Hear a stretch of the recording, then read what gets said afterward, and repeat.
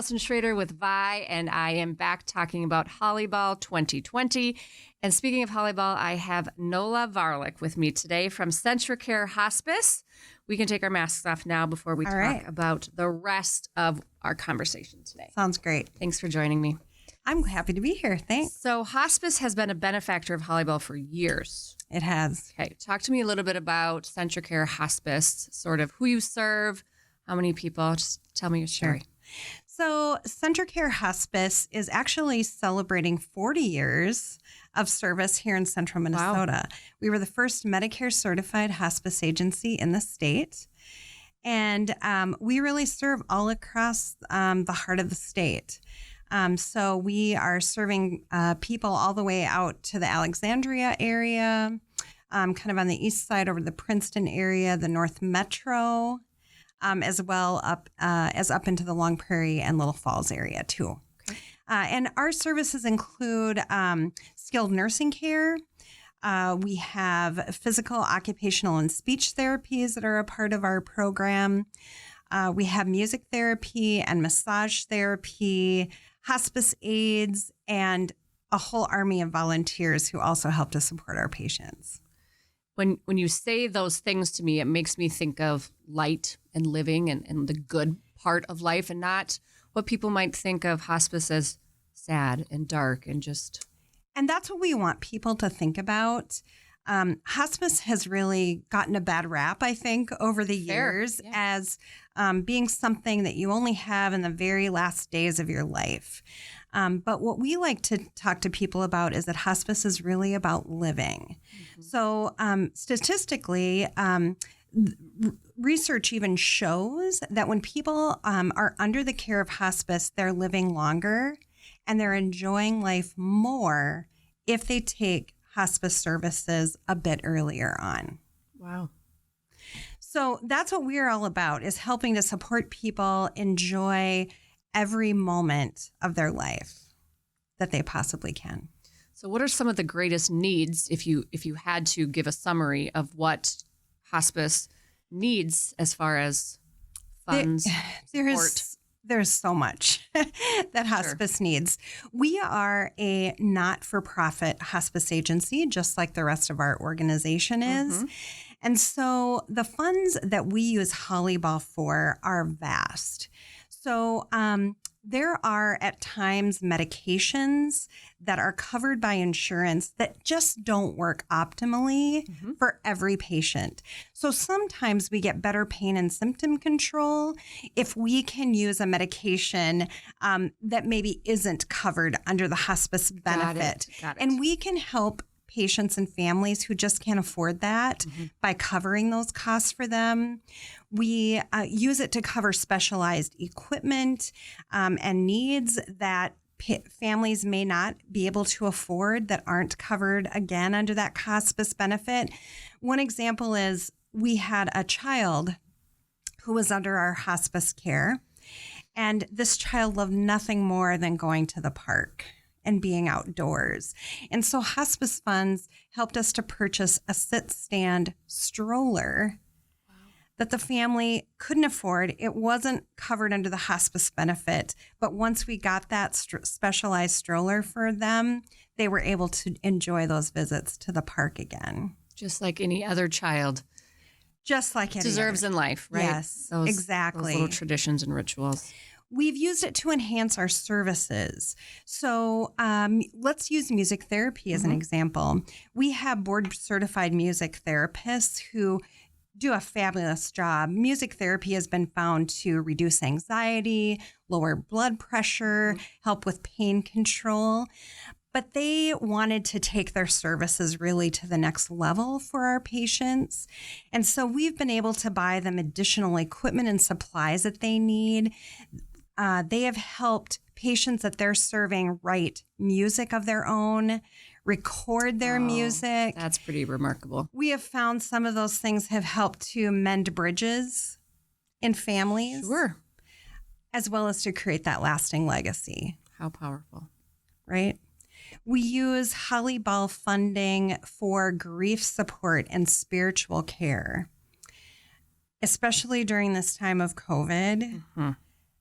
those services are in the highest demand that we've ever seen. It might surprise listeners to know that at any given time, we're serving more than 750 people with our grief support services. Wow. And this is people of all ages. Wow. Yeah. So, and nationalities. Mm-hmm. So we have used Holly-Bell funding to help us purchase grief support materials in other languages, journals, art therapy, interactive materials that might appeal more to children and youth. We've used those funds to help us bring on an additional grief counselor, an additional chaplain to our team to help serve everyone that we can who's in need. So hospice isn't necessarily solely focused on that person that's end of life. It's about It isn't. the people around them that are also dealing with this. And we provide 13 months of grief support following the death of a loved one. Oh, wow. So that's a long time if you think of it in that way. But what it does is it's so smart because it covers all of those important firsts, birthdays, anniversaries, every milestone, holidays, everything that brings that grief to bubble up. Mm-hmm. Imagine knowing lives. Once you've lived through one of the hardest things in your life, knowing that you have someone or a team of someone's to help you through all of that. It's just that extra buffer. Correct. Tell me about CentraCare Hospice programs for veterans. We do several things for veterans. One of the things that we do is we try to pair veteran volunteers with veterans. Oh, I love that. Veterans, no matter whether they're male or female, there's just kind of a different language, a different culture that they're used to, if you will. Yeah. And so being able to pair a veteran volunteer with a veteran patient just serves to enhance that volunteer experience even more. We also provide very moving, we honor veterans salutes for veterans at end of life. During the time of COVID, they've been a bit smaller maybe and more intimate experiences. I would imagine. Yeah. But we have done one-on-one We Honor Veterans salutes, and we honor veteran salutes where the whole community has been involved to come and honor a veteran at that very critical time in their lives. It's one of the most heartwarming experiences that I get to participate in as a member of the hospice team. Nice. And that's what everyone who is benefiting Holly-Ball gets to be part of too. So thank all of you for supporting Holly-Ball. Saturday, December 5th, 2020. Anything else, Nola, on behalf of CentraCare Hospice? So let me tell you a story. Please. I think this story will help people to understand all that Holly-Ball is and how it supports hospice. Okay. So a couple of years ago, hospice was a featured service at Holly-Ball. And that particular year, we asked 10 family representatives from patients that we had served. Mm-hmm. And we were asking them to come and share their hospice story. And one of these individuals was a gentleman who had lost his wife the previous year. Well, all 10 of these hospice families we were pairing with a beautiful little dancer dressed as an angel from Ms. Melinda's dance studio. Yeah. And I was in the back that evening helping everyone get lined up for their portion of the program. And as I came up to this gentleman, I saw that he had tears in his eyes. And so I took his hand and I asked him if he was doing okay. And he said, "Well, I am now."